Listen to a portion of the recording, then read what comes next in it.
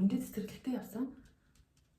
Аав нь амраад бид хоёр гэртээ ээж нь би сая шүршүрт ороод одоо өөрийгөө бэлдээд гэрээ жахан цэвэрлээд аавыг нь ажлаа хийж дуусгаад бид хоёр гарнаа. Өчигдөр шөнө миний нойр сайн хүрдэггүй. 3 өнгөрч яхад сэрээд тэгээ 5 өнгөрөөд унтсан. Тэр хоорондоо юу хийсэн бэ гэхээр тэмдэглэлээ бичээд ном уншаад маск тавиад, нүрэндээ маск тавиад, хөлний маск тавиад ер нь хурд шөнийн нэлээ өр бүтээлтэй өнгөрүүлсэн. Өглөө гүнжээ цэцэрлэгт нь аав нь хүргэж өгөөд тэгээ би өглөөний цай бэлдэж явуулчаад буцаж явах юмтаад манай нөхөр өнөөдөр амарч байгаа. Үндсэн ажил нь бол амарч байгаа. Тэгээд туслах ажил нэг юм уу? Тим ажиллаа хийж байна. Одоо ер нь дуусах төгсөж байгаа гэсэн. Жирэмсний сүүлийн саруудад ер нь би жоохон нойр хөдөх гэдгийг гүнжээ дээр бас тэгжсэн. Энэ удаас тэгж байна. Одоо би яг 8 сар хүрч байгаа жирэмсний. Ер нь ахын би хүн өргөөд нойр хөдөх гээд байна. Гэхдээ яг уу хаван ч юм уу бусад янз бүрийн хорлогын шиж тэмдэг маань гайгүй. Сэтгэл санаа жоохон докторгүй байх юм бол зүрхний хэм халтагдана. Тийм хоёр жаахан шинж тэмдэгтэй гэх юм уу. Энэ удаагийн жирэмслэлт дээр ер нь бол их үеийн хордлого нөлөө өгсөн. Гүнжээ дээр болохоор их үеийн хордлого өгөхгүй байжгаад хожим үеийн хордлого өгчээсэн. Тэгэхээр ер нь жирэмслэлт болго өөр гэдэг гэж үнэн л юм байна. Одоо төрөөд хүүхэд болгон бас өөр байх ах та. Манай хүн өчигдөр 2 нас хүрсэн. Гэртээ жоохон төрсөн өдрөө тэмдэглээд өдрийн цэцэрлэгтээ явсан ажлын өдрөөсөн болохоор ирэх жилээс ч юм уу найзуудтай болоод өөрөө төрсөн өдрөө бас жоохон ойлгодог болохоор нь цэцэрлэгийн найзуудтай нэг төхөргөн тэмдэглэж өгч байна гэж тоол. Өнгөрсөн жил 1 насны төрсөн өдрөө бол нэлээд олуулаа хөөрхөн тэмдэглэсэн. Саяхан нэрээ Тэмүүгээс анх удаа юм захиалаад 7 хоног орнуудаа витамины сав гүнжээ саранцтай тоглоом гэдэг нэг 2-3 зүйл захиалж тест хийж үзсэн. Тэжгүй хөөрхөн л. Гэтэ ер нь бол үнээсээ шалтгаална л да. Энэ сарын миний төлөвлөгөөн дээр YouTube-д 7 хоногт 2 бичлэг оруулна гэд төлөвлөсөн байгаа. Тэгэхээр эх сараас бол 7 хоногт 2 бичлэг оруулж чадахгүй байх.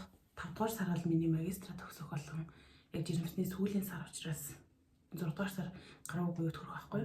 Тийм учраас 5 дугаар сард ер нь өөрийгөө жоохон амраахгүй болол ачаал ихтэй байж өрнө болохгүй. Тэгээд мэргэжлийн дадлага хийж байгаа, түүнийг хамгаална, шалгалтаа өгнө, тэгээд төгсөх асуудлуудаа чиглэлнэ гэдэг нь нэлээд ажилтай.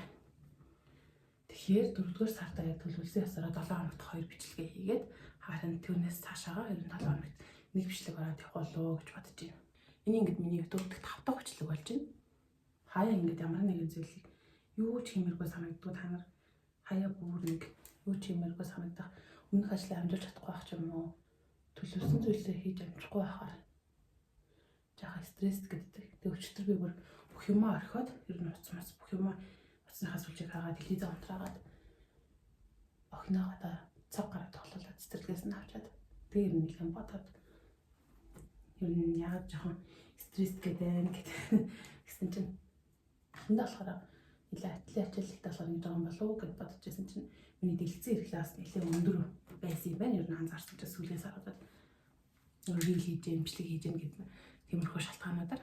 За ер нь дэлгэцийн хэрэглэг жаахан хянаад тэгээд хэрвээ ажиллаа хийж амжихгүй стресс гэдэг юм бол их ажилтаа авах чинь ямар гоё илээ. Өмнө нь би YouTube хийх юмслаа, рил хийдэг болох юмслаа ч юм уу. Ном бичих юмслаа ч гэдэг бас яг боддог байсан. Тэгээд хүсдэг байсан юм аа. Хийгээд эхэлсэн чи яагаад стресстэй байгаа юм? Би л энийг хүсдэг байсан шүү дээ. Гэхдээ батсан ч аяга гоё санагтаад нэрэл би хүсдэг байсан юм аа хийж байгаа юм шүү дээ гэд. Өмнө нь би юм хийхийг хүсдэг байсан шүү дээ. Тэгээ яг хүсдэг зүйл нь биелээд хийгээд эхэлсэн чинь түүнээсээ стресстэй байж болохгүй гэд. Энэ бичлэг бол ямар нэгэн тийм сэдвтэй тэгээд түүнийхээ тухай ярих бол бичлэг биш зүгээр би санаанд орсон юмудаа л ярих байх. Тэр санийн сайхан би нэрээ 2 дугаар сарын 1-ээс эхлээд арьс арчилгааны багштай болоод зөвлөгөө аваад явж байгаа. Жирэмсэн болохоор ер нь хэрэглэх бүтээгдэхүүнүүд нэлээд хязгаарлагдмал. Угаасаа л би хийжээсээ арьс арчилгал юм чинь 100 юмар нь арчилжээ, 100 юмар сонгож хэрэглэжээ гэж бодоод тийм багштай болсон. Одоо 2 сар гаруй хугацаа өнгөрсөн гэхэд ер нь бол нэлээд үр дүнтэй явж байгаа. Тэгэд би угаасаа одоо сэвхээр шууд ажиллах ч юм уу тийм хүм ерөөсөө хүсэхгүй байгаа. Энэ нь одоо миний эндээ харагдаж байгаа сэхнүүд чинь энэ дэлхийд татаад гарч байгаа шиг хэднэр чинь бүр миний 10 жил тахад яг хүүхэд тахад гарсан сэх байхгүй.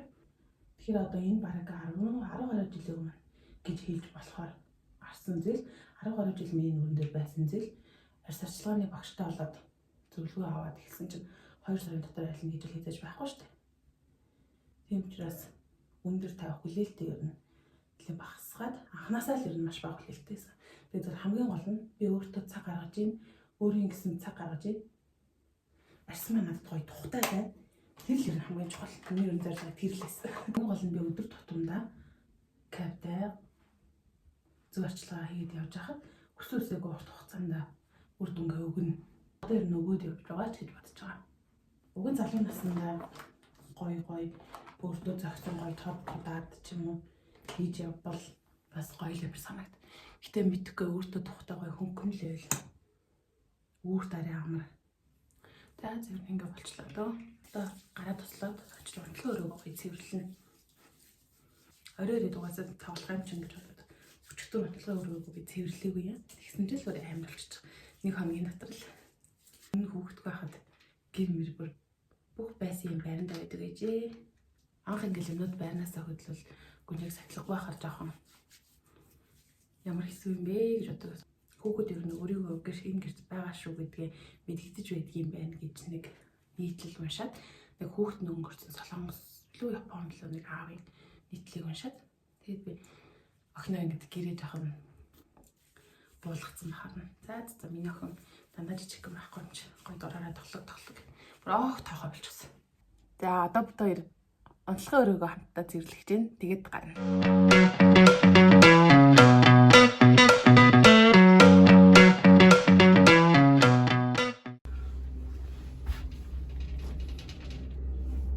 Бид хоёр одоо гараад талбай орно. Аав ээж болсноос хойш 2 жилийн дараа хамт гарч ин дээ арай. Хойлохнаа. Гүнжээ цэцэрлэгт яваад одоо л нэг хойлохноо гарах боломжтой болж байна.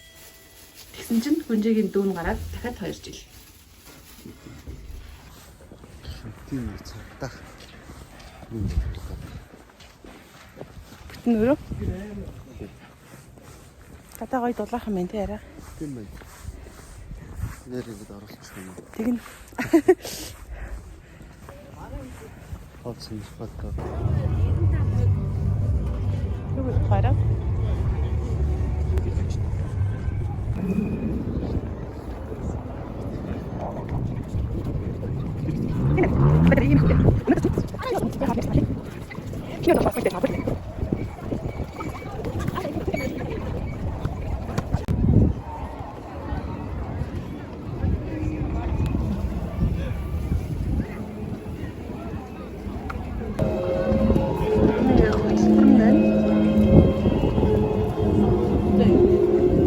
Хоолны фестивал руу ороход ер нь өдөр болгон такс нь тоотой лимиттэй юм шиг байна.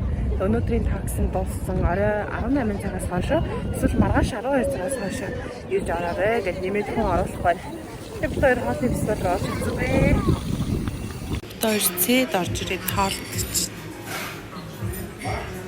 Бид хоёр сая цэ орж хоол идээд. Гэтэ талбай дээр хоол идэж чадаагүй ч гэсэн цэ орж хоол идсэн гоё юм тий арай. Тэр гүнжээг авах гээд явж байна. Анх удаа аав ээж хоёр нь хоёлаа хамт авах гэж байгаа. Бүүн баяр болох байлгүй. Гүнжээ аавтайгаа гарч ирэх гэж байна. Би төрүүлж гарч ирээд гүнжээг хүлээгээд төр салхин цууж байна. За арай. Дэви.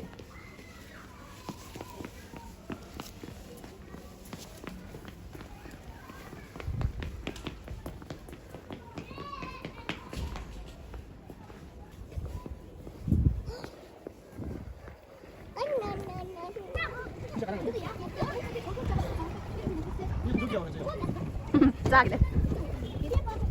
Гүнжээ гадаа тоглоомын талбай дээр тоглоод би хүлээж байна. Өнөөдөр бүр яг гоё амралтын өдөр шиг. Юмд яах вэ? Цагаа гарч гоё санагдаж байна өө.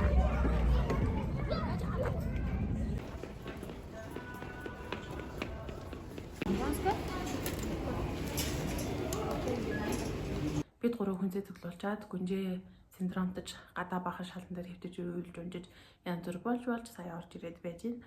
Одоо хоолоо хийж эцгээгээд аавынхан маргааш ажилдаа авч явах хоолыг бэлдээд тэгээд амарцгаанда. Өнөөдөр миний анхны влогтай хамт байсан баярлалаа. Дараагийн бичлэгээр уулзъя. Баярлалаа.